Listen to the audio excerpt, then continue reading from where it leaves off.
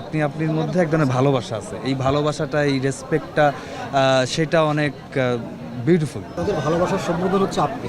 Right. Drawing রুমে বসে যখন আমরা টিভি দেখি তখন হচ্ছে রিমোট নিয়ে একটু নিজেদের মধ্যে একটা ক্ল্যাশ লাগে যে আমি স্পোর্টস চ্যানেল দেখবো, আমি মুভি দেখবো, বা আমি অন্য কিছু দেখবো। সো আপনাদের মধ্যে এই থিংটা আসলে কখনো হয়েছে কি? না না, এরকম কোনো কিছু নেই। নিজেদের কাজ কি দেখা হয়? হ্যাঁ হ্যাঁ হ্যাঁ হ্যাঁ, দেখা আমাদের নিজেদের কাজ আমরা প্রচুর দেখি। উনি অনেক বেশি ইন্সপায়ার্ড থাকেন, মানে যে আপনার কাজ আমার দেখতেই হবে। আর আমি খুব লজ্জা পাই, আমার খুবই মানে লজ্জা লাগে যে আমার কাজ উনি দেখবেন, এটা আমার কাছে খুবই শরম আমি লাগে। খুবই পছন্দ করি। তখন মনে হয় যে মানে ওনার মতো এত দারুণ পারফর্মারের পারফরমেন্স দেখতে একজন অ্যাক্টরের পক্ষে এটা তো একটা ব্লেসিং আর কি, যে ওনার পারফরমেন্স দেখতে পারি আর কি। কারেকশনের জায়গা কিছু থাকে নাকি, যে কারেকশন কে বেশি, মানে এই জিনিসটা নিয়ে আলোচনা হয় কেমন?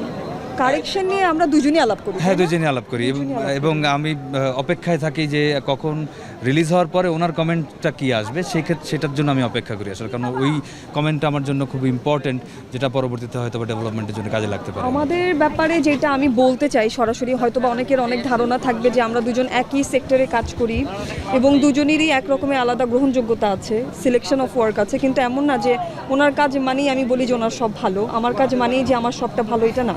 আমরা খুবই গঠনমূলক আলোচনা করি, একদম সমালোচনায়, যেটা বলে যে আজকে আপনার এইটা ভালো লাগলো এই কাজের, উনি আবার আমাকে বলে যে আপনার এইটা আগের মতো হয়ে গেছে, রিপিটেড হয়ে গেছে। সো আমরা খুবই স্ট্রাকচার্ড ওয়েতে আলোচনা করি যে কোনটা আমাদের ঠিক করতে হবে। উনি যখন স্ক্রিপ্ট পায়, কোনো একটা ভালো গল্প পায়, প্রথমে উনি পড়ার পরে উনি আমাকে বলেন যে আমার কাছে একটা দারুণ গল্প এসছে, আমি আপনাকে বলে শোনাতে চাই। তারপর গল্পটা পড়ে আমাকে শোনায় এবং তখন আমরা কিছু কারেকশন চিন্তা করি যে ক্যারেক্টারটা এরকম হতে পারে, ক্যারেক্টার এক্সপ্রেশন এরকম হতে পারে, ওর ইন্টারনাল দ্বন্দ্ব এরকম হতে পারে, এরকম কিছু আলাপচারিতা আমাদের মধ্যে হতেই থাকে। তারপরে হচ্ছে স্ক্রিনে যখন যায় তখন অনেক কিছু চেঞ্জ হয়, যেহেতু সেট, সার্কামস্টেন্সেস, কো অ্যাক্টার্স, অনেক বিষয় ম্যাটার করে, তখন গিয়ে আবার অনেক চেঞ্জ হয়। কিন্তু আমি অপেক্ষায় থাকি যে রিহার্সালটুকু আমরা বাড়িতে করেছিলাম বা আমরা যেভাবে দেখেছিলাম যে এই চরিত্রটা এরকম হবে, সেটা ফাইনালি স্ক্রিনে কতটুকু লাগছে দেখতে বা বেটার কি আছে, এটা আমরা বাসায় একজন অ্যাক্টর থাকলে সুবিধা কি আর অসুবিধা? অসুবিধা অনেক, সুবিধা কম।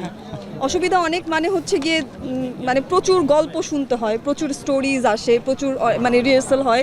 দেখা যাচ্ছে ওই সময় আমি অন্য একটা কাজে ব্যস্ত, আমি হয়তো বা রান্নাই করছি, কিন্তু তখন হয়তো বা গল্পটাই শুনতে হবে, এরকমও সিচুয়েশন হয়। তখন আমার মনে রাগ হয় যে আর্টিস্ট না হলে আজকে এই ঝামেলাটা হতো না, আমি মনোযোগ দিয়ে রানতে পারতাম। আমরা যেদিন থেকে আমাদের দেখা হয়েছিল, আমাদের একটা শুটিং স্পটে দেখা হয়েছিল, ওই দিনই আমরা একজনকে আপনি করে সম্বোধন করি, কারণ আমি সবসময় যেটা হয় যে বড় হোক বা ছোট হোক সবাইকে আমি আপনি বলেই সম্বোধন করি।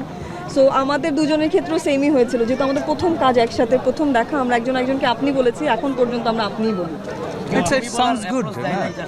No, it's like if you can't respect, if you can't give honor, so you can't expect in back.